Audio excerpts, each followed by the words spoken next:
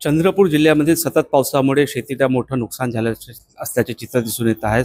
चंद्रपूरमध्ये बघितलं गेलं तर कापूस, सोयाबीन, धान हा प्रामुख्याने पीक घेतला जातो आणि अतिवृष्टीमुळे याला फार मोठा फटका पडला आहे।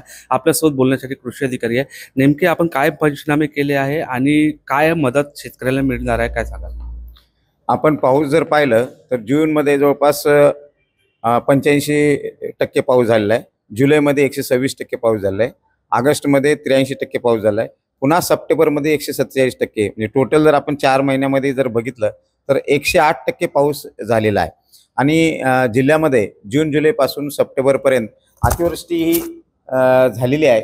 जवळपास काही महसूल मंडळामध्ये एक वेळेस, काही ठिकाणी 2 वेळेस, काही ठिकाणी 3 वेळेस असं जर आम्ही एकूण मोजलं तर 65 वेळेस अतिवृष्टी वेगवेगळ्या मंडळात झालेले निदर्शनास आले आहे। तर जून जुलैच्या महिन्यामध्ये जे काही नुकसान झाले त्याचं सर्वेक्षण पूर्ण होऊन पंचनामा करून पूर्ण नुकसानीचं क्षेत्र आम्ही राज्य शासनाला कळवलेलं आहे। राज्य शासनाने 7,33,00,000 रुपये चंद्रपूर जिल्ह्याला प्राप्त झालेले आहेत आणि त्याच्याप्रमाणे वाटप सुद्धा सुरू आहे। त्याचबरोबर ऑगस्ट महिन्यामध्ये जी काय अतिवृष्टी झाली होती वेगवेगळ्या महसूल मंडळात त्याचे सुद्धा सर्वेक्षण पूर्ण करून जवळपास 14,000 हेक्टरचं क्षेत्र आहे, त्याची सुद्धा मागणी जवळपास 11,91,00,000ची आहे, ती सुद्धा राज्य शासनाकडे सादर केलेली आहे। ते पैसे प्राप्त होतात सर्व शेतकरी बांधवांना ते वितरित करण्यात येईल। त्याचबरोबर सप्टेंबर महिन्यामध्ये जरा हा जून जुलैमध्ये आणि जून जुलै ऑगस्ट हा कंटिन्यू पाऊस पडत चाललेला आहे, त्याच्यामुळे सप्टेंबरमध्ये याचं जास्तीचं नुकसान झाल्याचं आम्हाला निदर्शनास येतं। जवळपास 54,000 हेक्टरचं प्राथमिक नजर अंदाजानुसार आकडेवारी आमच्याकडे प्राप्त झालेले आहे। याच्यामध्ये धान आहे, कापूस आहे, त्याच्यानंतर सोयाबीन आहे, तूर आहे आणि भाजीपाल्याचं सुद्धा काही क्षेत्र आहे। आणि याबाबत आता सप्टेंबर महिन्याचे सर्वेक्षणाचे खाली गाव पातळीवरती पंचनामा करण्याचं चालू आहे।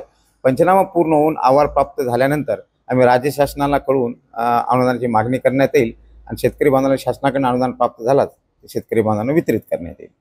तर आपण बघितलं जिल्ह्याची परिस्थिती, एकूण 65 वेळा अतिवृष्टी झाली आहे विविध मंडळामध्ये आणि पूर्ण संरक्षण कृषी विभागातर्फे करण्यात आलं आहे। फक्त सप्टेंबर महिन्याचा जो अहवाल आहे तो सादर करणं बाकी आहे। लवकरात लवकर शेतकऱ्यांना मदत मिळावी ही सरकारची अपेक्षा दिसून येत आहे आणि त्यामुळे यंत्रणा पूर्ण कामात लागली असल्याचे चित्र दिसून येत आहे। निलेश दहाट, TV9 मराठी, चंद्रपूर।